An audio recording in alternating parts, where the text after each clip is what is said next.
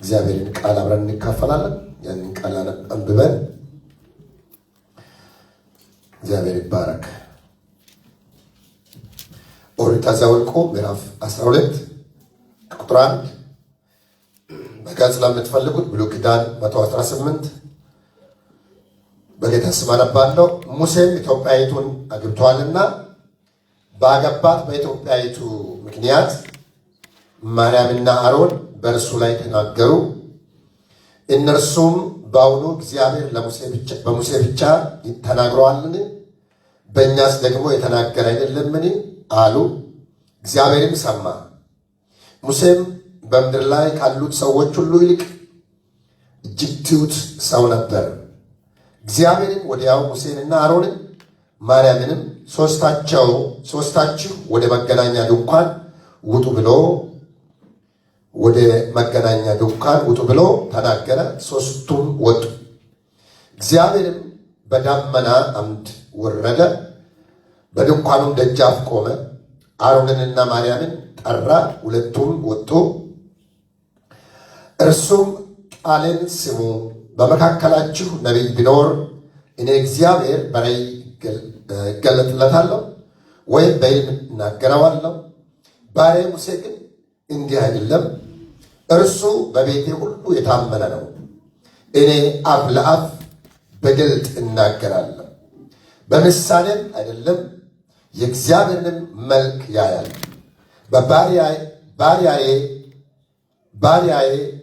በባሪያዬ በሙሴ ላይ ትናገሩ ዘንድ ስለምን አልፈራችሁም? አለ። ከዚህ ቀጥሎ ፈጠን ብለን እናንብብ እስከ 16 እግዚአብሔር ተቆጥቶባቸው ሄደ። ደመናውም ከድንኳኑ ተነሳ። እነሆም ማርያም ለምጻም ሆነች፣ እንደ አመድም ነጭ ሆነች። አሮንም ማርያምን ተመለከተ፣ እነሆም ለምጻም ሆነ ነበር። አሮንም ሙሴን ጌታዬ ሆይ ስንፍና አድርገናልና በድለንማልና እባክህ ኃጢአት አታድርግብን። ከእናቱ ሆድ በወጣ ጊዜ ግማሽ ሥጋው ተበልቶ እንደሞተ እርሷ አትሁን። ሙሴም ወደ እግዚአብሔር እየጮኸ አቤቱ እባክህ አድናት አለው። እግዚአብሔርም ሙሴን አባቷ ምራቁን በፊቷ ቢተፋባት እንኳ 7 ቀን ታፍር ዘንድ ይገባት ነበር። 7 ቀን ከሰፈር ውጭ ተዘግታ ትቀመጥ፣ ከዚያም በኋላ ትመለስ አለው። ቁጥር 15 ማርያምን ከሰፈር ውጭ 7 ቀን ተዘግታ ተቀመጠች። ማርያምን እስክትመለስ ድረስ ሕዝቡ አልተጓዙም። ከዚያም በኋላ ሕዝቡ ከሐጽሮት ተጓዙ፣ በፋራንም ምድረ በዳ ሰፈሩ ይላል። እግዚአብሔር የተባረከ ይሁን። ስለዚህ ቃል ስለተነበበው ቃል ክብር ለኢየሱስ ይሁን። ይህ ቃል በጣም አስገራሚ ነገር የተፈጸመበት ቦታ ነውና እስራኤላውያን ከግብፅ ወጥቶ መጓዝ በጀመሩ ጊዜ እጅግ ብዙ ታምራት ሆነዋል እና በአንድ ቤተሰብ መካከል ላይ የተፈጸመ የንግግር ተራ የሚመስል ንግግር ያደረሰው ፈተና ነው እና በቤተሰባቸው ውስጥ አሮን ታላቅ ሲሆን ማርያም የአሮን ታናሽ ስትሆን ሙሴ የሁላቸው ታናሽ ነው። ግልጽ ነው እና የሁላቸው ሦስታቸው ታላቅ አሮን ሲሆን በሙሴና በአሮን መካከል ደግሞ ማነች እህታቸው ማርያም ትባላለች እና እንደምታውቁት መጽሐፍ ቅዱስ ላይ እንደሱ ነው የተጻፈው። አሁን ወደ እነሱ ታሪክ ውስጥ አልወስዳቸውም። እንግዲህ በጣም የሚገርማችሁ ከአንድ ቤት ደግሞ ሦስቱም የተቀባ ነው። ደሰል መታደል ነው። ቶሎ አፋፍ አድርጋችሁ አሜን በሉ። የተወለደላችሁ ተቀባ ይሆን። እግዚአብሔር የሰጣችሁ ከፋሚሊ ጀምሮ ከወላጆች ጀምሮ ቅባት ያደረበት ቤተሰብ ነው። እግዚአብሔር ደግሞ አይኑን የጣለበት ቤተሰብ ነው። ከቤተሰቡ አንደኛ አባቱ ሌዊ ነው፣ እናቲቱ ሌዊ ነች። መጽሐፍ ቅዱስ አንድ ሌዋዊትን አገባና ወለደ የሚል ቃል ከዘጸአት ምዕራፍ 2:1 ላይ ታነባላችሁ። እና ወላጆቻቸው ራሱ በዚህ መልኩ የተጠሩ ናቸው። ከዛ ደግሞ በአሮንና በሙሴ በማርያም ላይ ደግሞ የተለየ ቅባት አለ። እንግዲህ እንደምታውቁት ማርያምን መጽሐፍ ቅዱስ ነቢይ ናት ይላል። አሮንን ደግሞ ካህን ነው ይለዋል። ሙሴን ደግሞ ነቢይም ነው መሪም ነው።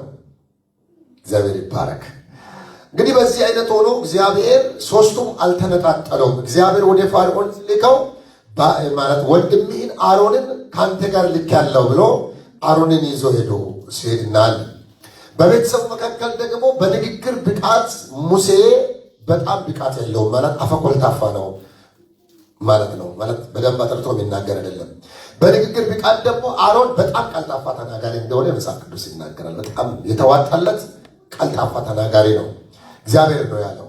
ስለዚህ ወንድሜ አሮን ዳና አድርጎ እንደሚናገር አውቃለሁ አለ። አይገርምም?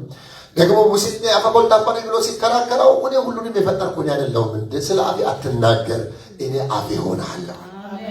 አፍ ከሆነ ችግር የለውም። ቀልጣፋ ተናጋሪ ወንድሜ አለ፣ እኔ በፈለኩት እሰራለሁ አለ። የአንተን አፍ ፈልጌ ሳይሆን እኔ አፍ ሊሆን መጥቻለሁ አለ እግዚአብሔር። የወደደውን የሚያደርግ ብቻውን እግዚአብሔር ነው። ልዑል እግዚአብሔር። እስኪ እግዚአብሔር ልዑል ነው በሉ እባካችሁ። እግዚአብሔር ልዑል ነው በሉ እስኪ። የወደደውን በወደደው ይሰራል።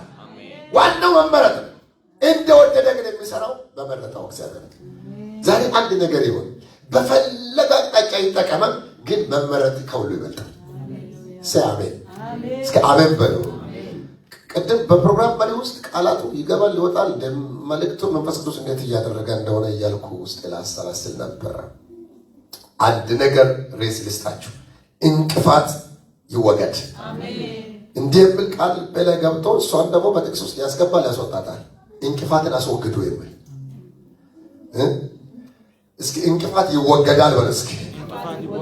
ቅባት ካለ ቤት እንቅፋት ይወገዳል። ሃይ ከተመረጠ ቤተሰብ እንቅፋት ይወገዳል። ከሌዊ ቤት እንቅፋት ይወገዳል። እግዚአብሔር ከመረጠው ውስጥ እንቅፋት ይወገዳል። ከወንድምና ከእህት ከወንድማማች መካከል እንቅፋት ይወገዳል። ሃሌሉያ። ይህ እንቅፋት ይላችሁ እግዚአብሔር መንፈስ የሚደናቀፍበት እንጂ ሰው የሚደናቀፍበት አይደለም።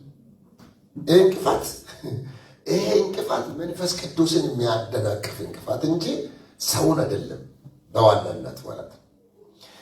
አስቡ እንግዲህ እንደ ቤተሰብ ላይ ሕፃናት እንደሚጫወቱ ቃላት በቃላት እንደሚጫወቱ በቤተሰብ መካከል ላይ አንድ ንጉስ ውጭ ላይ እንጂ ንጉስ ቤተሰብ ላይ ንጉስ አይሆንም አይደለም። ውጭ ነው ትልቅ ሰው ንጉስ የሚባለው፣ ውጭ ነው እንትና ተብላ የምትጠራው። እና ቤተሰብ ላይ ከወርክ ብራዘር ሆነ የምትታወቀው፣ ፋዘር ሆነ የምትታወቀው። አንድ ንጉስ ለቤተሰቡ አባት ነው፣ ለሌላ ለህዝቡ ግን ንጉስ ሊሆን ይችላል። አንድ ፓስተር ለህዝቡ እረኛ ፓስተር ሲሆን ለፋሚሊው ግን ምንድነው? ፋዘር ነው የሚሆነው፣ አባት ነው የሚሆነው። እና አንድ ካህን ሌላም በሉት ሁሉም ነገር። ስለዚህ ይሄ ነገር ደግሞ ፋሚሊ ውስጥ ነው የሆነው። በጣም የሚገርመው ነገር አሮንና ማርያም አንድ ወገን ሆነው ሙሴ አንድ ወገን ሆኖ አንድ ጨዋታ አንድ ምሽት ሊሆን ይችላል ተከሰተ። ምንድነው የንግግሩ ምዕራፍ የተከፈተበት ምክንያት? ቁጥር 1 ላይ ስልጣን ሰነፍ እንደነበረ እንዳያችሁ በይዘዌ ሙሴ የሙሴ አማቾች ነን እኛ። አጠገብ ያለውን ሰው ተጋብቶናል በሉ እባካችሁ። በጋብቻ ሙሴ ከማን ወገን ነው ያገባው? ከኛ ነው ያገባው ማለት ነው። ኢትዮጵያዊቷን አገባው የሚል ቃል አላችሁ። ስለዚህ ሙሴ የሙሴ አማች ነን ማለት ነው። በሌላ አባባል እንግዲህ ጫውታው ሙሴ ኢትዮጵያዊቱ ስላገባ ነው ጫውታው የተከሰተው። እና በዛ አላበቀም። የቤተሰብ ጫውታው በዛ አላበቀም። በዛው በሙሴ ምክንያት በጋብቻው ምክንያት ጀመረና ወደ እግዚአብሔር መጠቀም ጋር ደረሰ። ምን አሉ? ሙሴን ብቻ ነው እንደ እግዚአብሔር የሚናገረው የሚል ድንገት ከማል ወጣ። ነቢያትን ተዋቸው። አንዱ አሮን ነው፣ አንዱ ሙሴ ነው። እግዚአብሔር የተባረከው አንዱ እንደዛ ምን አንደ ያረጋ ነው ከመቀባው። ዝናብ በሚዘንብበት ቦታ ላይ መሬት ካለ ሳር ይበቅላል። የእግዚአብሔር ሰው አትምተው። እሺ ለማንኛውም ቀና ብላችሁ በእኛ ቤት ኪዳን አለ በሉ እስኪ ባካችሁ። እስኪ ኪዳን አለ በሉ ጩኻችሁ ባካችሁ። በጌታ በኢየሱስ ክርስቶስ ስም የገባው ዳመና ከቤታችሁ ተናግፎ ይወጣል። መንፈስ ቅዱስ ገብቷልና። ትንሽ ደቂቃ ነው አብረን የምንካፈለው። በዚህ አንድ ነገር ስሙ። ሙሴና አሮንና ማርያም ኖርማል ዘመን ላይ ከዚህ በላይ ከባባድ ቃላቶች መናገር ይችላሉ። ለተናግረው ሊሆን ይችላል። እግዚአብሔር ፕሬዘንስ ከገባ ጊዜ ጀምሮ ግን የነሱ ንግግር ሁሉ ዋን ሲሪየስ ነው። እንደ ተራ አይታይም። የተቀባ ሰው፣ እግዚአብሔር መጠቀም የጀመረ ሰው፣ መሠዊያ ላይ የቆመ ሰው፣ በሕዝብ ፊት የቆመ ሰው፣ የእግዚአብሔር ክብር የተቀረበት ሰው፣ የእግዚአብሔር አገልግሎት ስም የተቀረበት ሰው፣ ታቦት የተሸከመ ሰው ተራ ሰው መሆን ያበቃል። ለምን እንደሆነ ታውቃላችሁ? እግዚአብሔርን ፊት በሰው ፊት እግዚአብሔር ከለየው ቀን ደቂቃ ጀምሮ የእሱ ንግግር ተራ ንግግር አይሆንም። ሰማይ ያዳምጠዋል። እና ይህ ፋሚሊ በጣም የሚገርማችሁ 2,500,000 ሕዝብን የሚመራ ፋሚሊ ነው። አይገርም?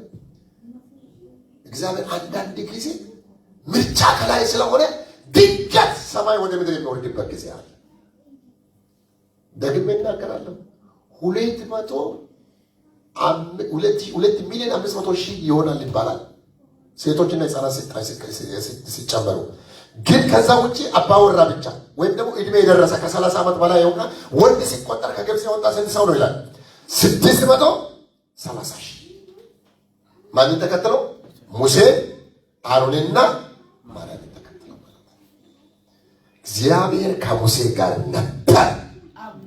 እጁ ላይ ያለው በትር ድምፅ አለ። ፋርዖንን ሰባበረው። የእግዚአብሔር አፍ ከነሱ ጋር ነበር። ምድር ነው ያዳመጠቻቸው። አብሮቱ በቃ ወንድሞቼ እንደዚህ እሳት በላይ ሆናል። ከባድ መሳሪያም ፋርዖን አለው። ንክች ላደረገው በሙሴ ላይ ያለው ዳመና ከባድ ነው።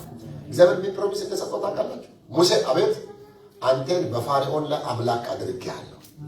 እግዚአብሔር ነው ያለው። ምን ማለት እንደሆነ ታውቃላችሁ? አምላክ አይመታም። አምላክ የበላይ ነው። አምላክ ከአፉ የወጣ ቃል ሁሉ ይሆናል። ምን ማለት ነው? በፋርዖን ላይ ያልከው ሁሉ ይሆናል። ግብፅን ሰጥቻለሁ፣ በትርን ሰጥቻለሁ፣ ምታ። መንፈሳዊ ነገር በጣም በገባችሁ ጊዜ ኖርማል ከሆናችሁበት ጊዜ በጣም ይለያል። ለምሳሌ ብዙ ሰዎች ጫት ቃሚዎች ወይም ዓለም ውስጥ እያሉ እግዚአብሔር ምን ያደረገኛ ወይ በእግዚአብሔር ላይ ቢያፌዙ የተለያየ ነገር ቢያደርጉ እግዚአብሔር የሚረዳ አምላክ ነውና በጣም እድል ይሰጣቸዋል። እና በእግዚአብሔር ዓለም በእግዚአብሔር ነገር ውስጥ በጣም ያልገቡ ሰዎች ላይ ያለው የእግዚአብሔር ነገርና ሌላ ነገር ይለያል። ለምን ተቀበል መጽሐፍ ቅዱስ ላይ ጌታ ኢየሱስ እንዲህ አለ፣ እግዚአብሔር አብዝቶ የሚጠይቀው ከተሰጣው ሰው ነው ይላል። ምክንያቱም ሰው የተሰጣውን ነው የሚጠየቀው እንጂ ያልተሰጠው አይጠየቅም። ምክንያቱም ከሰጣው ጋር እግዚአብሔር አይኑን ይጥላል ማለት ነው። ስለዚህ አሮንና ሙሴ ማርያም ቤት ላይ ድንገት የጀመረው ነገር ምን አደናቀፈ ካላችሁት፣ እስራኤልን ወደ ኪዳን መንገድ እየሄዱ ከነበሩበት ቁጭ አረገ። ማታ ላይ ያወሩት ነገር ቀኑን ያለውን ጉዟቸውን ነው ያጠፋው ማለት ነው። ትንሽ ነገር ላንሳ። ያውን ባነበብ ነው ክፍል ቁጥር 15 ላይ እንዲህ የሚል ቃል አለ። ማርያምን ከሰፈር ውጭ 7 ቀን የሚል ቃል አለ። ስንት ቀን? በመንፈሳዊ ዓለም ላይ 1 ቀን የሚል ቃል አለ አይደል? አንድ ቀን እንደ ስንት? እንደ ሺህ የሚል ቃል አለ። ምክንያቱም 7 ቀን ጉዞ አቋረጡ ማለት እስራኤል በምድረ በዳ ላይ ስንት ቀን የሚል ቃል አለ? ስንት ዓመት? 400 ነው 40 ቀን 40 ዓመት ነው። ኦኬ 40 ዓመት። ከ40 ዓመቱ 7ቱ ሲቀነስ ማለት ነው። በተለይ 7ቱ በምን ኬዝ ነው? በካህናቱ ኬዝ፣ በማርያምና በአሮን ኬዝ። ሙሴ ውጪ እያለች ሙሴ ማርያም በላም ስለተመታች ውጪ ስለወጣች እግዚአብሔር ዳመና ባለበት ቆሞ ነበርና እስራኤላውያን ወደ ኪዳን ማግባት የሚችሉበትን መንፈሳዊ ጉዞ አቋርጠው ቆመዋል። ህዝቡ አልተጓዘም የሚል ቃል ታላችሁ ማለት ነው። 7 ቀን አልተጓዘም። ቢጓዙስ በእያንዳንዱ ቀን የጠላትን ሰፈር እየጣሱ ነው የሚገቡት። አንድ መልእክት አለኝ ዛሬ። እግዚአብሔር ጉዟችሁ አይቋረጥም እያለ ነው። እድሜ በላ መንፈስ የተመታ ይሁን በጌታ በኢየሱስ። ድንገት በሚመስል ሁኔታ ጉዞን የሚከለክል የእግዚአብሔርን ሰዎች ብዙ ጊዜ ሰይጣን በሌላ አቅጣጫ ቢያጣ በማንኛውም አቅጣጫ ነው መንገድ ላይ የሚገባውና ስለዚህ እንቅፋት ይወገዳል። እንቅፋትን እስካስወግዳለሁ በለስ ጋር በዚህ ውስጥ አንድ ሶስት ነገሮችን እንዲሁ በእግዚአብሔር ቃል አይቻለውና እንማርበት። መንፈስ በመካከላችን እንዳይሰራ የሚያደናቅፍ ነገሮችን ትንሽ ሶስት ነገሮች የእግዚአብሔር መንፈስ ሙቭ ሲያደርግ ቤተ ክርስቲያን በብሉይ ኪዳን በዳመና የምትመራ ያቺ የሙሴ ድንኳን ምሳሌ ነች። የአዲስ ኪዳን ቤተ ክርስቲያን በቆርቆራ ውስጥ አይደለም ያለችው፣ ሙቭ እያደረገች ነው ያለችው። ወዴት ነው ሀገሯ? ወደ ቅድስተ ቅዱሳን። ሙሽራዋ እየመጣ ነው። ዕለት ዕለት እየተዘጋጀች ጉዞ ላይ ነች። እየተዘጋጀች የሆነ ነገሯን እየቀየረች የሆነ ተስፋ ውስጥ ልትገባ እየተጓዘች ዘፍ ብላ አትቀመጥም። እንደማይገኝ ኔም ኦፍ ጂሰስ አጀንዳ አላት፣ ዴስቲኒ አላት፣ መንገደኛ ነች፣ አገሯ ላይ ነው።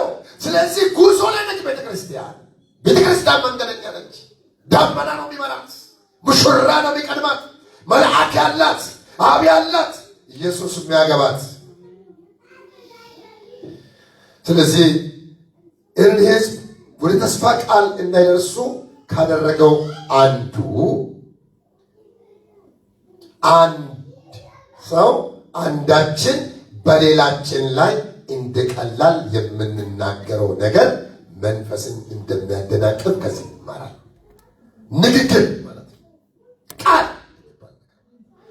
እግዚአብሔር ቃል ላይ አሁን ከማርያምና ከሶስታቸው ወንድማማች ስናይ እግዚአብሔር ሰማ የሚል ቃል አላቸው። እስኪ እግዚአብሔር ሰማ ማለት እግዚአብሔር የማይሰማ ነገር ይኖራል? ሰማ እግዚአብሔር። ስለዚህ እግዚአብሔር ሲሰማ ቀጥታ ለሶስቱም አንድ ነው ድምፅ ያስተላለፈው። መጣና ሶስታቸውንም መገናኛ ድንኳን ጋር እንገናኛለን። ከሄዳ በኋላ ለሁለቱ መናገር ጀመረ። ከዛ የተናገረውን ቅድም አንብቤያለሁ። ስሙ አለና እኔ በእናንተ መካከል ባለራዕይ ቢኖር ነቢይ ቢኖር በሕልም እናገራለሁ እንዲናገራለሁ። ባሪያዬ ሙሴ ግን እንደሱ አይደለም።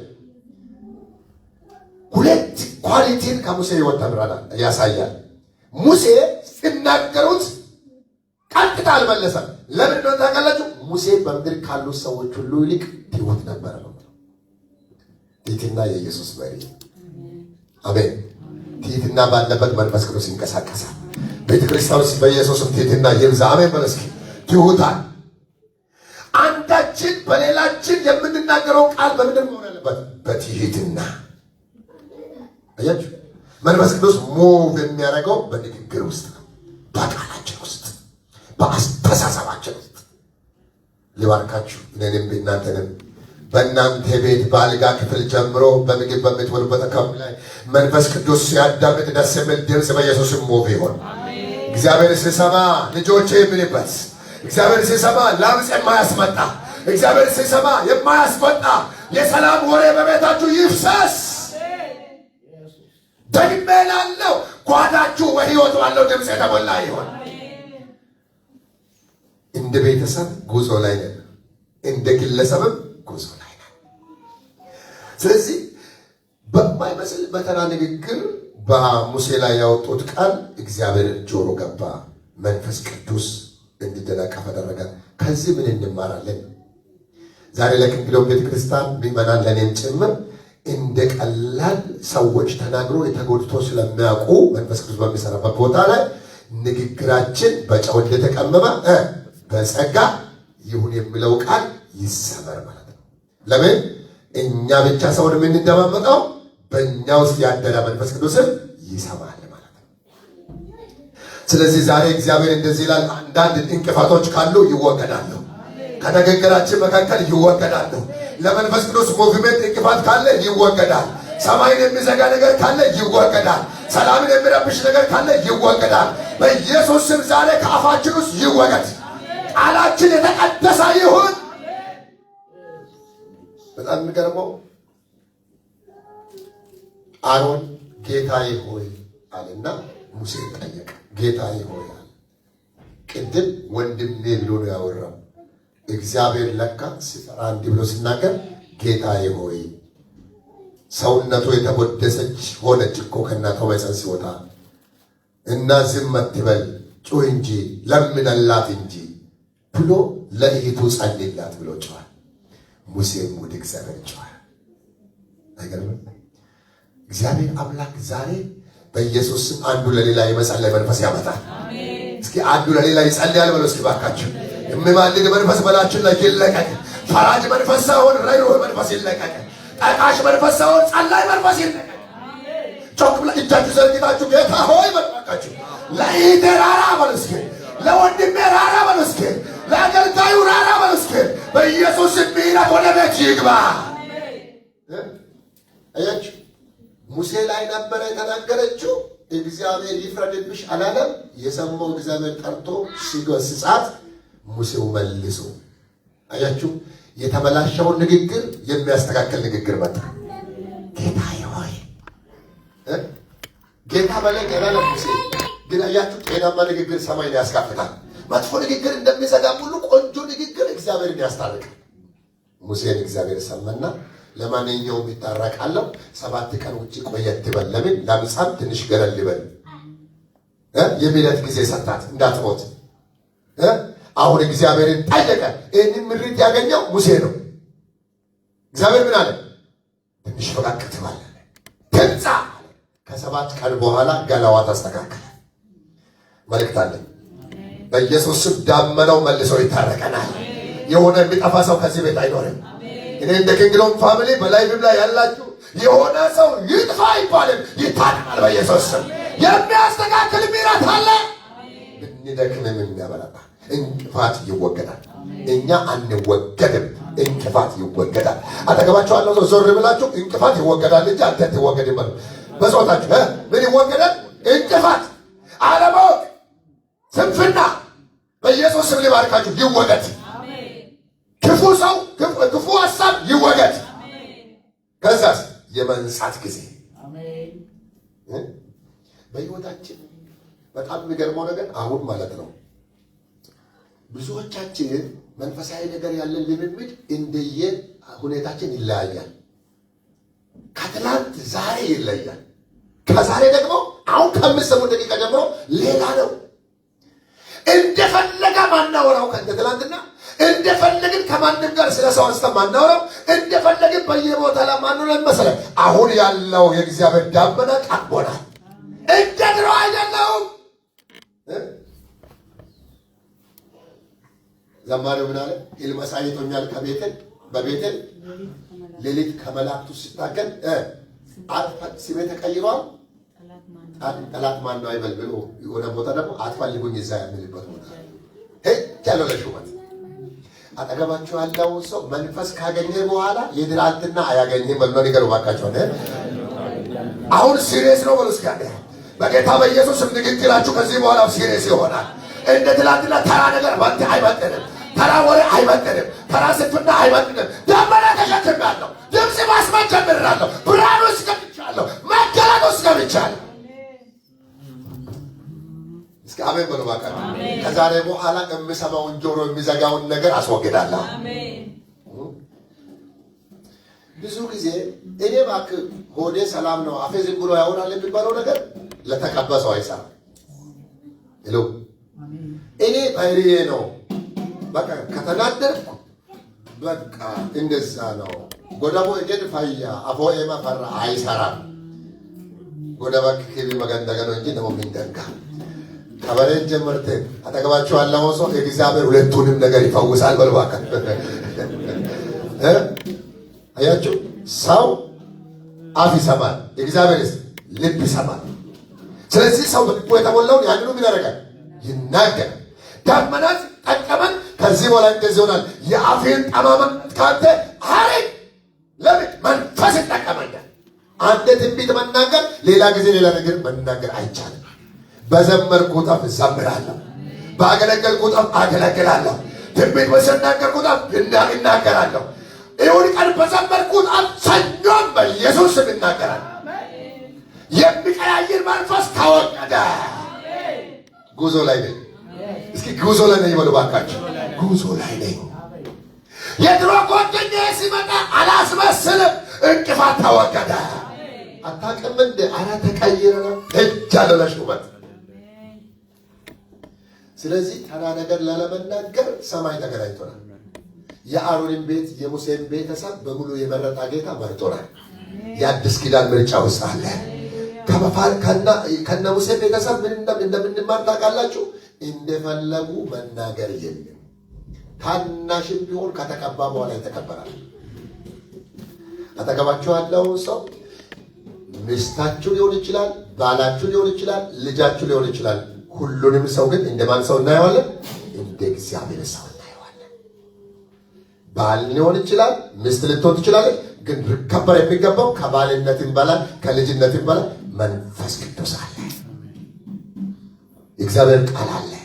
ስለዚህ እንደ ማንኛውም ኖርማል ሰው ኦርዲነሪ ሰው አልቆጥረውም። እንደዛ እንደወረደብኝ አልናገር። ለምን ታውቃላችሁ? እግዚአብሔር ይቀበል። ስለዚህ ሙሴንና አሮንንና ማርያምን ትንሽ የተፈታተናቸው የእድሜ ታላቅነት ነው በአንዱ። ሁለተኛ ምን እንደተፈታተናቸው ታውቃላችሁ? እነሱም የተወሰነ ያህል ጌታን ይሰማል። የንግግራቸው ቋንቋ ምንድን ነው? ሙሴን ብቻ ነው እንደ እግዚአብሔር የሚናገረው፣ እኛም ድምፅ እንሰማለን። እንኳን ሰማችሁ። እስኪ አሜን በሉ። አጠገብ ያለው ሰው እግዚአብሔር ዛሬ እንደዚህ በሚል አውጃለሁ። ባል ብቻ ሰውን ሚስትም ትስማ። በእናንተ ቤት የማይሰማ ጆሮ አይኑር በኢየሱስ። ግን ማስማት ማለት ግን በማስማት ሰበብ ከአፋችን ማይሆን ቃል መናገር ማለት ግን አይደለም።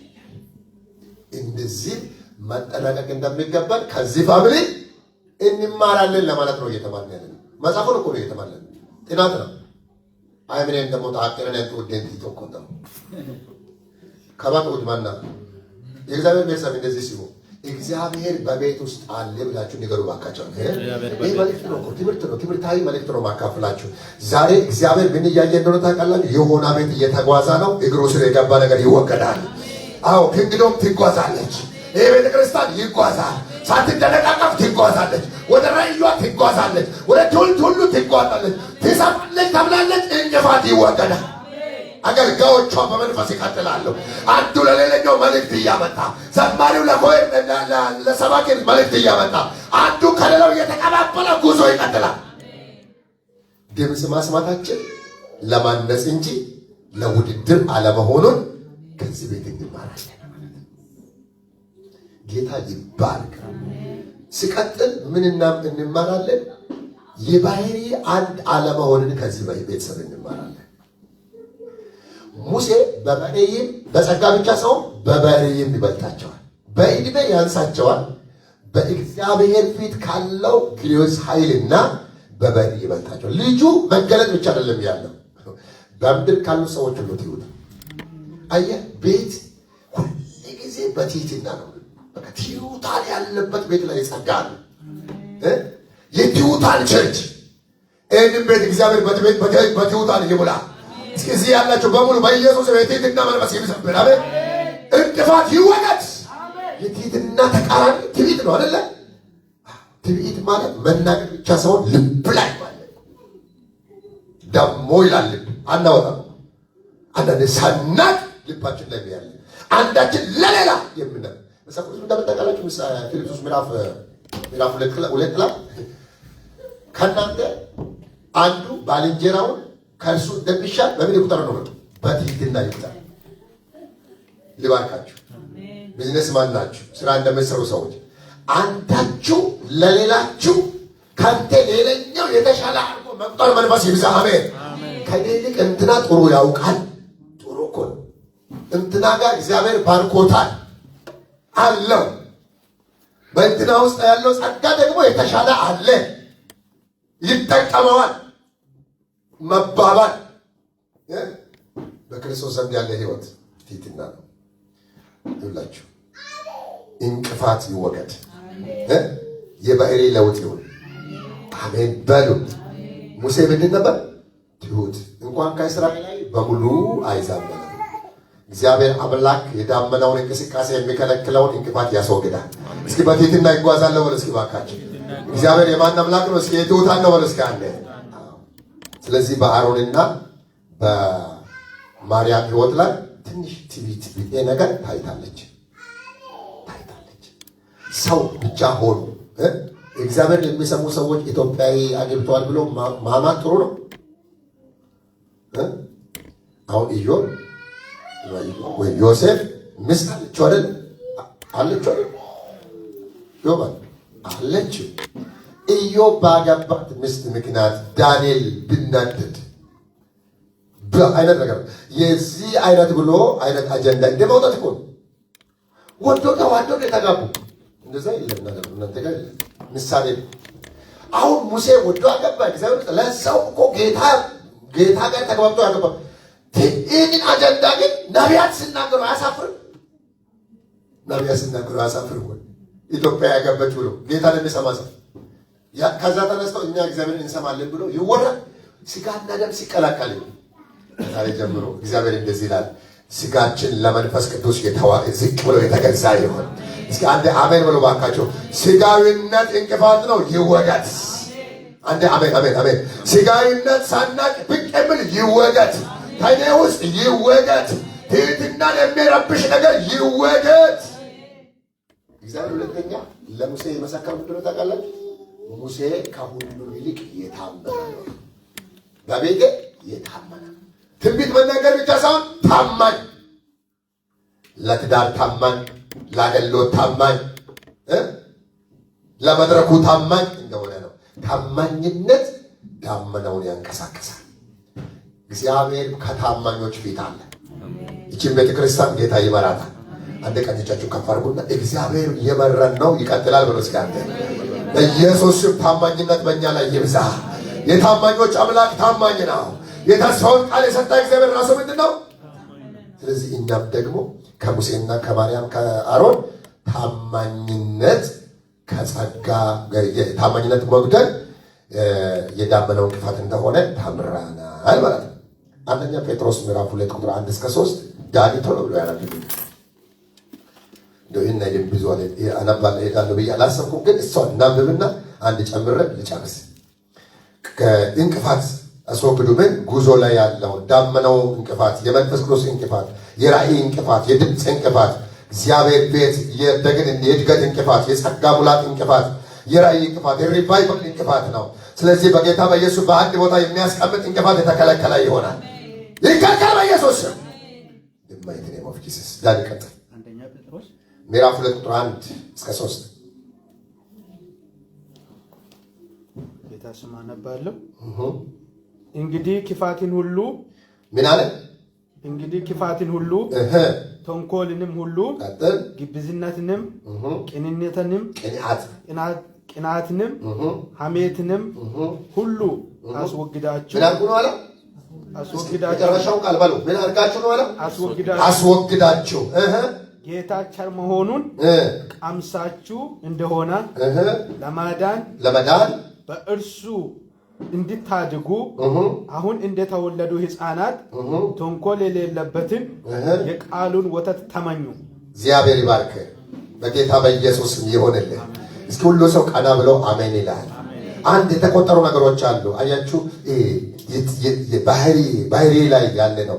ጴጥሮስ ለቤተ ክርስቲያን ነው የጻፈውና እንግዲህ ብሎ ከላይ አያይዞ ነው የመጣው። እንግዲህ ክፋትን ሁሉ አስወግዱ፣ ተንኮልን አስወግዱ፣ ግብዝነትንም አስወግዱ፣ ቅንዓትንም አስወግዱ፣ ሐሜትንም አስወግዱ።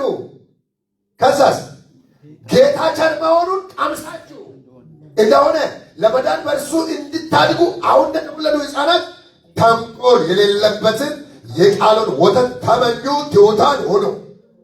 በኢየሱስ ስምና ስልጣን ሰማይን የሚመኝ መንፈስ ይለቀቅብህ። አሜን አሜን አሜን አሜን። ሰማይ የሚናፍቅ አያችሁ፣ ሰማይን የሚዘጋብን ነገር አሜን ይወገድ። እስኪ እግዚአብሔርን ጸጋ የሚዘጋው ነገር እንዲወገድ የሚፈልግ ሰው በጌታ በኢየሱስ ስምና ስልጣን የሚዘጋ ሰማያዊ አፒታይት የሚዘጋ የትኛውም ክፋት ይወገድ፣ ሐሜት ይወገድ፣ ተንኮል ይወገድ፣ ግብዝነት ይወገድ፣ ቅንዓት ይወገድ። የተሰገሰገብን ነገር ዳመናውን የሚያስተናግድ ነው፣ ይወገድ። ጌታን ቀምሳቸው እንደሆነ ነው። ትንሽ ቀመስን አይደል? ኧረ ኢየሱስ ይሻላል፣ ይሻላል፣ ኢየሱስ ይሻላል። አያችሁ፣ ዳመናውን የቀመሳ ሰው ምን እንደሆነ ታውቃላችሁ? እግዚአብሔርን የቀመሳ ሰው ያለ ጌታ ገንዘቡ፣ ሀብቱ፣ ብሩ፣ ገንዘብ ሁሉ ቢሰበሰብ እረፍት አይሰጠው። ጌታ ካለ ግን ነፍሱ ትነቃቃለች። ስለዚህ የባህሪ ለውጥ በጣም ለዳመና ይመቻል። በእያንዳንዳችን ቤት እግዚአብሔር ሊመራን እጁን ዘርግተዋል። በጌታ በኢየሱስ ክርስቶስ በአንዱ ደካማ ባህሪዬ፣ በአንዱ አለመታዘዝ፣ በአንዱ ባልተለወጠ አዳማዊ ባህሪዬ ምክንያት እግዚአብሔር ዝም አይበል። በኢየሱስ ቤታችሁ የገባ ኢየሱስ እንቅስቃሴ ይጀምር። ራእያችሁ ዝም አይበል። ኢየሱስ በእናንተ ቤት ድምፅ ያሰማ። አይጎዳ። ማርያም እንደተጎዳች ባለቤትሽ አይጎዳ። ምስት አትጎዳ። ልጄ አይጎዳ፣ አትጎዳ። በዚህ ቸርች ኪንግዶም ቸርች ያለ ምእመን አይጎዳ። አንድ ጮክ ብላችሁ ጉዳት አይሆንም በሉ እስኪ አንዴ። ከዛ እግዚአብሔር ይመስገን እነሱ ብቻ አይደለም የተጎዱት። 2 ሚሊዮን 500 ሺህ አካባቢ የሚሆን ምእመን አለቦታ ሸለቆ ላይ ቁጭ እንዳለ ታያላችሁ። ቤተ ክርስቲያን ካልተንቀሳቀሰች ለዓለም ማን አላት? ቤተ ክርስቲያን ብርሃን ከሌላት፣ እግዚአብሔር ቤተ ክርስቲያንን ከተቆጣ ማን አላት? የእናንተ ቤተሰብ ቤተ ክርስቲያን ነው። ወንድሜ ያንተ ህይወት ቤተ ክርስቲያን ነው። እኛ የሕያው የእግዚአብሔር ቤተ ክርስቲያን ነን። በእኛ ቤት መንፈስ ቅዱስ አለ። አንተ ቤት ያለው ደስታ ነው ቸርች መጥቶ የሚሞላው። ስለዚህ አንድ መልእክት ነው እግዚአብሔር እየተናገረ ያለው። አንድም ሰው ቤት እንቅፋት አይሆንም፣ ይወገዳል። ጮክ ብለን ይወገድ በሉ እስኪ አንዴ። ለምንድን ነው ታውቃላችሁ? ከወትሮ በተለየ ሊመራን ወዷል። እስራኤል 430 ዓመታት እንደፈለጉ ሲያወሩ ኖረዋል። አሮን ቤትና እነ ሙሴ ቤትም እንደፈለጉ ሲያወሩ ኖረዋል። አሁን ግን እግዚአብሔር ኃላፊነት የወሰደ ጊዜ ነው። በመንፈስ ሳንሞላና በእግዚአብሔር ኃላፊነት በእግዚአብሔር ጸጋ ውስጥ ሳንገባ የኖርነው ህይወትና በክብር ውስጥ የምንኖርበት ጊዜ ይባሱ ነው። ቀምሰናል። ቀምሳችሁ እንደሆነ ከቀመሱ በኋላ ተንኮለኛ መሆን አይፈቀድም አይደል? ቀምሳችሁ እንደሆነ አስወግዱ ነው። ከቀመስን በኋላ ሰላምን፣ ከቀመስን በኋላ ራእይን፣ ከቀመስን በኋላ ሃሌሉያ፣ ከቀመስን በኋላ ጸሎትን፣ ከቀመስን በኋላ ሪቫይቫልን፣ ከቀመስን በኋላ ቸርች ማለትን ሌላ ጣልቃ ይገባ ይወገድ። ደከማችሁ አሜን በል። ሰላምሽን የሚረብሽ ይወገድ። ውግድ ወገኖች፣ ያለማንን መኖር ትችላላችሁ፣ ያለ እግዚአብሔር መኖር አትችሉም። እግዚአብሔር ያለኛ ይኖራል። እኛ ግን ያለ እግዚአብሔር መኖር እንችላለን?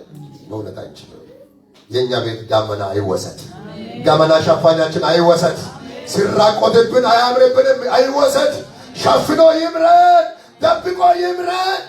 እንጂ ጉዳችን እኮ ማንም እኮ አይታገሰንም። ጌታ እንዲሁ ሽፍን አድርጎን እኮ ዳመናው ሽፍን፣ ቤትሽን ሽፍን። እኔ ልክ ነኝ የሚባል የለም። ልክ አልነበርንም። ልኩ ማጣልን ጌታ፣ ልኩ አደረገን ጌታ፣ አሳማመረን። እስኪ ልልበሉ ባካችሁ፣ ልክ ላደረገን እግዚአብሔር ምሕረቱን ላበዘልን ጌታ አሁን ምሳቃችን ብሎ ይሆን ድምፅ እየሰማን ጀምረን መሰናከል ይወገድ። እግዚአብሔር በባለቤትሽ እየተናገረ ነው። እግዚአብሔር አሜን ተናገረ ይባል። እግዚአብሔር በኮልታፋ አንደበቱ እየተናገረ ነው። የኔ አማርኛ የተሻለ ነው አይባል። ጌታ እያወራ ነው ይባል። እግዚአብሔር በሀዲይኛ በኩል አልፎ እያወራ ነው። ጌታ ጌታ ጌታ። የዛኔ ምን ይሆናል? ጌታ በሙላት ይንቀሳቀሳል። እዛ ቤት ላይ ዳመና አለ። ስጋ አይሸትም፣ መንፈስ ይሸታል። ኢየሱስ ይሸታል። አይዶም ዛሬ እግዚአብሔር ድምፅ ይሄን ድምፅ ለምን እንዳመጣ አሜን። ቤታችሁ ላይ የሰማይ ሽታ አይወሰድ። ላምፅ አይሆንም። የስ ላምፅ አይሆንም። ከተማው ላምፃችሁን አያይም። ተመተሽ አይታይም። ተዋርደሽማ አይሆንም። የውርደትን አላን ከተማ ላይ አይወጣም። እግዚአብሔር መታቸው አይባልም። የመጨረሻውን ጥቅስ ላስነብባችሁና ልጨርስ። ጆሲ ታነባለህ። ኤፌሶን ምዕራፍ 4 ቁጥር 9 ሌላ ማወገድ ያለበት እንቅፋት አለ ከመንፈስ ቅዱስ ዙሪያ እንዳይመስላችሁ። ከጌታችሁ ዙሪያ ከባለቤታችሁ ዙሪያ ከመንፈስ ቅዱስ ዙሪያ መንፈስ ቅዱስ 4:29 ተባረክ። ኢየሱስም አነባለሁ። አሜን። ለሚሰሙት ጸጋን ይሰጥ ዘንድ እንደሚያስፈልግ ለማነጽ የሚጠቅም ማናቸውም በጎ ቃል እንጂ ክፉ ቃል ከአፋችሁ ከቶ አይውጣ። አሜን። ቀጥል እስከ 32 ለቤዛ ቀን የታተማችሁበትን ቅዱሱን የእግዚአብሔርን መንፈስ አታሳዝኑ። መራራነትና ንዴት፣ ቁጣም፣ ጩኸት፣ መሳደብም ሁሉ ከክፋት ሁሉ ጋር ከእናንተ ዘንድ ይወገዱ። 32 እርስ በርሳችሁ ቸሮችና ሩሮች ሁኑ፣ እግዚአብሔር ደግሞ በክርስቶስ ይቅር እንዳላችሁ ይቅር ተባባሉ። ገብለሽ አንዴ ለዚህ ቃል አሜን በሉ። እኔ ብዙ አልሳልቸው። እስኪ ጮኩላችሁ አሜን በሉ። እስኪ ደግማችሁ አሜን በሉ። ለሚሰሙት ነው ብለው ማሰማት ከየት እንጀምር? ብዙ ጊዜ ሰው ወሬ የሚያወራው የት አካባቢ? ብዙ ጊዜ የምናወራው ቤታችን አይደል? አለንደ ቤት እኮ ነው እኛ የምናወራው እና ምክንያቱም ፍሬንድሊ ቤተሰብ ነን። በጣም ነው የምናወራው፣ እንጮታል፣ እናወራለን።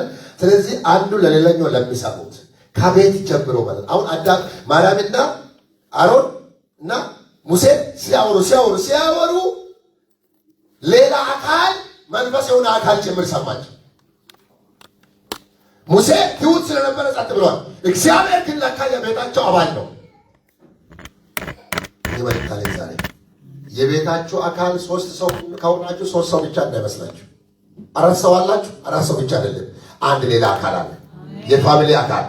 እስኪ የፋሚሊ አካል እግዚአብሔር አለ የምትሉ ሰዎች፣ መንፈስ ቅዱስ አካል ነው የምትሉ፣ የቤተሰብ አካል ነው የምትሉ ሰዎች በጌታ በኢየሱስ ስም ሕያው መንፈስ አለ። አሜን በሉ እባካችሁ። የኛ ፋሚሊ ሙሉ የሚሆነው እርሱ ሲገኝበት ነው። ያለ እሱ ሙሉ ፋሚሊ መሆን አንችልም። ዳንሻና አቡ በእነሱ ደስታ ውስጥ የደስታቸው ደስታ ስጋና ደም ብቻ አይደለም። አንዲ ከነሱ ጋር ለመሆን ይፈቀዳል። ምን እንደምታውቃላችሁ? በባልንጀራ በሚስትና በአንተ መካከል እኔ በመካከላችሁ ነኝ የሚል ቃል ምስክር ነኝ። ባለፈው ሐሙስ ዛሬ ሳምንት እዚህ ጋር ቃል ኪዳን ሰጠው አይደለ? ቃል ኪዳን ሰጠው ባልና ሚስት ብዬ አወጅኩና ከዚህ በር አልተከተልኳቸውም። የት እንዳለ መላየውም አልገባውም። ስልኩንም ብዙ አልደወልኩም።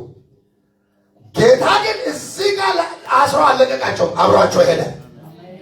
አንድ ጌታ ለዘላለም የሚኖር ልጅ ቢወልዱ ቢያድጉ ቢኖሩ ቢያረጁ የማይለይ መካከለኛ አለ። አብሯችሁ ላለው ቤታችሁ ላለው እንግዳ እስኪ ለጌታ ክብር ስጡ ባካችሁ። የእናንተ የፋሚሊ አካል የሆነው እስኪ እግዚአብሔር አለ በሉ ባካችሁ። እናንተ ቤት ማን አለ? እግዚአብሔር አለ። ቢሪብሽም አለ፣ ቢሞቅሽም አለ፣ ቢባርድሽም አለ፣ ቢመችህም አለ፣ ቢማይመችህም አለ፣ ብትታመሚ አለ፣ ህይወት አለ። ስሙ ይባል። አባትና እናት ወደ ትዳር ጣልቀው አይገቡም። እግዚአብሔር ግን አባት ሆኖ ይቀጥላል። አያችሁ? ስለዚህ መንፈስ ቅዱስ የሚባል አምላክ በእኛ ቤት አለ። አይዟችሁ፣ ትንሽ እያየዋችሁ ነው፣ ደክሟችኋል። ግን ዩቢስትሮ ትንሽ ጊዜ ሲሆን እንደዚህ እያዛርጉና አጠገባችሁ ያለውን ሰው ሰላሜ መንፈስ ቅዱስ ነው በሉና ነገር ባካችሁ። ደስታችን እሱ ነው በሉ ባካችሁ። ይኸው በደከማችሁ ጊዜ የሚያግዛችሁ እሱ ነው። መጸለይ ስትያቅታችሁ እሱ አቅም ይሆናችኋል። መናገር ሲያቅታችሁ አፋችሁን ይፈውስላችኋል። ደስታችሁ ሙሉ ያደርግላችኋል። ብዙ ነገር የሚረብሽ አለ፣ የሚያበሳጭ ነገር አለ። ውጭ ብዙ ጦርነት አለ፣ ፈተና አለ። ላይፍ ራሱ ብርቱ ሰልፍ ነው። ስጋችን ይደክማል፣ ኑሮ ይደክማል። ቀን ሁሉ ሰርተ ነው የምትውለው። ህይወት በብዙ ነገር ድክም፣ ሀሳብ በዝቶ እዚህ ስትል ብትቦጫጫቂ ነገር በዝቷል። መንፈስ ድካምን ያግዛል። አየህ፣ በረዘመ ፊት ሚስት ጋር ትመጣም፣ ታጽናንተህ ትመጣለህ፣ ተባርከህ ትመጣለህ። እግዚአብሔር መንፈስ ለዘላለም ያጽናናችሁ። መንፈስ ያለው ሰው ተጽናንቶ እያጽናና ይቀጥላል። በተጽናናንበት መጽናናት ሌሎችን እናጽናናለን ስለምል ማለት ነው። አሁን ወንድማችን ባነበበበት ለቤዛ ቀን የታተማችሁትን ቅዱሱን የእግዚአብሔርን መንፈስ እንዳታሳዝኑ ካለ በኋላ ምን ብሎ ቆጠረ? ቁጥር 31 መራርነትና ንዴት፣ ቁጣ፣ ጩኸትም፣ መሳደብም ሁሉ ከክፋት ሁሉ ጋር ከእናንተ ዘንድ ይወገዱ። አንድ ይህንን ቃል ድገሙ እስኪ። ይወገዱ በሉ እስኪ። ከእናንተ ዘንድ ምን ይበሉ? ይወገዱ። ለምን? ቤታችሁን መንፈስ ይበራል። የገባ መንፈስ አለ፣ የተቀበልነው መንፈስ አለ። ብዙ የሚያማርር ነገር አለ። በኢየሱስ ስም ይወገድ።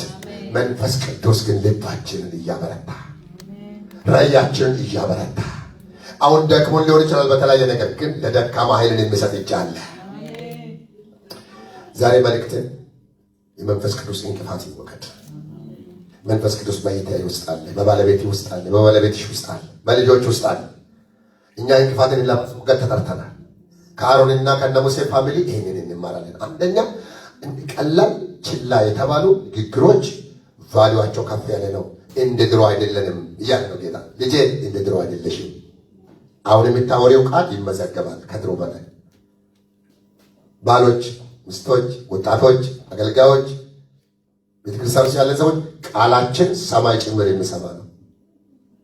ለሚሰሙት ጸጋን እንዲሰጥ አየህ። ንግግራችን ውስጥ ጸጋ ማስጣትም ጸጋ ማድረግም አለ፣ መንፈስን ማስደንገጥም አለ። እንዳታሳዝኑ የሚል ቃል ስለሰማን ማለት ነው። ስለዚህ ከእናንተ ዘንድ ይወገዱ። በእውነት ከዛሬ በኋላ እንደሱ ነው የሚሆነው። ዳመናው ይቀጥላል። ጨርሻለሁ። አንዴ ቁምና ይህን ጸሎት እንጸልያለን። ሃሌሉያ፣ ጌታ ይባረክ። የኪንግዶም ቤተክርስቲያን ላይ ሄቪ ዳመና አለ። እዚህ ያደረሰን ዳመና አለ። 2 ዓመት ወፍራም ዳመና እየመራን እዚህ ያደርሷል። እንዳታጠፋ አንድ ዳመና እየመራን እዚህ ያደርሷል። ሁሉ ሰው ቆማችሁ እጃችሁን ዘርጉና እዚህ ያደረሰን ጌታ እንደገና ይቀጥላል በለው እስኪ ባካችሁ። አዎ በትዳራችሁ 4 ዓመት 5 ዓመት 6 ዓመት 8 ዓመት ተጉዛችሁ ገና 7 ዓመት ትጓዛለህ። በምድር ባለ ሁሉ እግሬ ቢደክም መንፈሴ አይደክምም፣ ኃይልሽ አይደክምም፣ ድካሜ በኃይል ይበረታ። ካሌብ እንዳለ 85 ላይ ጉልበታም ነኝ እንዳለ ሌላ መንፈስ ያለው ሰው ይበረታል። መንፈሱን ያልጣላ ሰው፣ እሳት ያልጠፋ ሰው፣ ክንፍን እየነካ የሚያመርር መንፈስ የተመታ ይሆን። ኢኮኖሚን እየጣለ አገሩ ተበላሸ፣ ኑሮ ተበላሸ፣ ፒኢ ያስፈራል። ያንቺ መንፈስ ግን የተጠበቀ ይሆናል። ባሻዲያ ከማስ ምሬት ከጓዳችሁ ተነቀለ። እንደታችሁ ዘርጉ ባካችሁ። ከእናንተ ቤት የጸጋ ጉልበት ይለቀቃል። የሚሰማሽ አንቺን ጸጋ ይካፈላል። ከዛሬ በኋላ ላምፅ አይመታሽም። እግዚአብሔር የሚቆጣ ነገር ከእናንተ ድምፅ አይወጣም። ንግግራችሁ በጨው የተቀመመ ቅባት ያለው ይሆናል። ፈውስ ያመጣል፣ አያፈርስም፣ ይገነባል። መንፈስ ቅዱስ የሚያሳዝን ነገር ይወገድ። ፍቃዱ እስኪ አስወግድ። ተራ ንግግር አይጠበቅም። እኛ አሁን ካህናት ነን። ራባሽ ራሳችሁን እንደ ተራ ሰው ቆጥሩ። God is chosen you። እግዚአብሔር መርጦኛል የሚል ሰው ሌዊ ነኝ የሚል ዛሬ ላይ መንፈስ አለ የሚል ልጆቼ ላይ መንፈስ አለ የሚል እንቅፋት እንድኖር ቤት ላይ አልፈልግም፣ ልጆቼ ላይ አልፈልግም። ንግግሬ ቁጣ፣ ንዴት፣ ብስጭት የሆነብን ዓለማዊ የድሮ እኔ ድሮም እንደዚህ ነኝ የሚል ማንነት ይወገድ፣ ከእናንተ ዘንድ ይወገድ። መንፈስን የሚያሳዝን ሐሳብ ይወገድ። ክብር የሚከለክል መንፈስ ይወገድ። 60 ሰከንድ እግዚአብሔር ይወገድ ያለው ከመንፈስ ቅዱስ ፊት ምን ነው? እስኪያስወግድ ፍቅር ቤታችን ውስጥ መንፈስ ቅዱስ የድንጋዩን ልብ አስወግዳለሁ እያለ ነው። አስወግጄ የሥጋውን ልብ ሰጣችሁ፣ መንፈሴንም በእናንተ ውስጥ አኖራለሁ፣ አስክዳችኋለሁ። አሜዚንግ እግዚአብሔር ደስ የሚል አምላክ ራጃላ ባባ ስታቃ ያደርግም። ቸርች በዚህ ምድር ላይ የተንቀሳቀሰ ያለ እባብ የተመታ ይሆን። የጭቅጭቅ መንፈስ ይዘው ከቸርች ወደ ቸርች የሚዞር እባብ የተገደለ ይሆን። ጮና አሜን በል በኢየሱስ። ወሬ ይዞ የሚወር እባብ በስቀሴ እግር የለም ነው። አገልጋይ ከአገልጋይ ጋር የሚያባላ፣ መሪ ከመሪ ጋር የሚያባላ፣ ፓስተርን ከህዝብ ጋር የሚያባላ፣ ህዝብ ከአገልጋይ፣ ሚስትን ከባል ጋር እንደዚህ የሚያናቅስ ወሬ መንፈስ የተመታ ይሁን። ለምጽ የተመታ ይሁን። በየቀኑ እሳት ይግበራቸዋል። ሃሌሉያ! እግዚአብሔር ድምፅ በዚህ ቤት አለ። ኧረ አንቺም ትሰማያለሽ፣ እኔም እሰማለሁ። እግዚአብሔር ለሁላችሁ ድምፅ ያሰማ። ባለቤት ትሰማል፣ ሚስት ትሰማለች።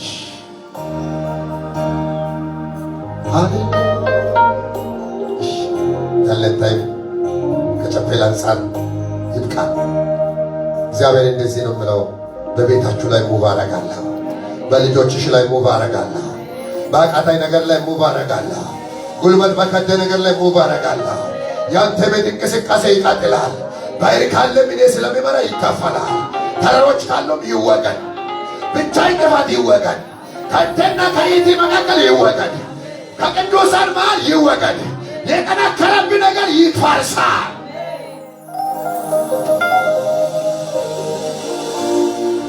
አባቶች ስም ይባርክ። አይዶኖ በእኔና በባለቤቴ መካከል፣ በልጆቼ መካከል፣ በእያንዳንዳችን ቤት ላይ አብረህ ያለኸው አንተ አምላክ በእኛ ቤት እንቅስቃሴ የሚከለክል እንቅፋት ሁሉ ይወገድ። ከዚህ መሠዊያ ላይ ይወገድ። ከየቤተሰቡ ይወገድ። ከባልና ከሚስት ሕይወት ይወገድ። የባል ድንጋይነት ይወገድ። ትሕትና የሌለ ሕይወት ይወገድ። ጥንካሬ ይወገድ። ሸለፈት ይወገድ። ወሬ ይወገድ።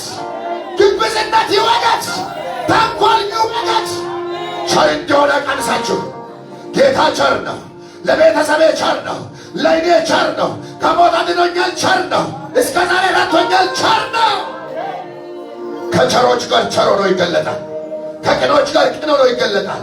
ዛሬ በኢየሱስ ስም ጸለይኩኝ። በእያንዳንዱ ባልና ሚስት ላይ ቸርነት ይለቀቀም።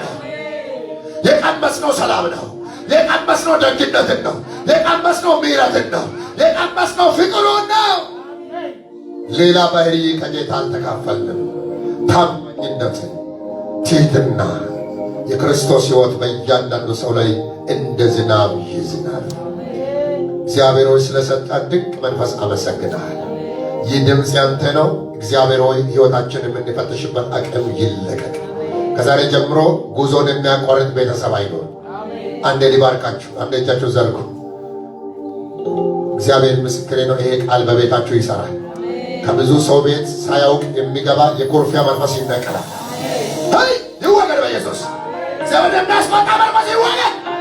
ቁጣ፣ ምሬት ይወገድ። ሐዘን ይወገድ። እጃችሁ ዘርግታችሁ ይወገድ በልባካችሁ፣ ይወገድ በልባካችሁ በኢየሱስ የሌላ ድፍረት ከኛ ላይ ይወገድ። ሥጋዊነት ይወገድ። ሳናቅ የተጣበቀብን ነገር ይወገድ። እኛ ለእሳት ነው የተሰረነው። እኛ ለራእይ ነው የተሰረነው። ድምፅ ለማስራት ነው የተሰረነው። ጌታ እንዲጠቀመን ነው የተሰረነው። ከጓዳ የሚበቅል መራራ ስለተቆረጠ ይሆን። መንፈስ ቅዱስ ምን አለን ዛሬ? እንቀሳቀሳለሁ። ቤታችሁ ላይ ይንቀሳቀሳል። ሕይወታችሁ ላይ ይንቀሳቀሳል። እኔ ሲንቀሳቀስ እናንተም ትንቀሳቀሳል። ሁሉ ለክብር ይሁን። በድምፅ መኖር ይሁንልን። የሰማነውን ማስተዋል ይሁንልን። እንዳለን በኢየሱስ አሜን። ዲያቆናት ጋር ጸልየን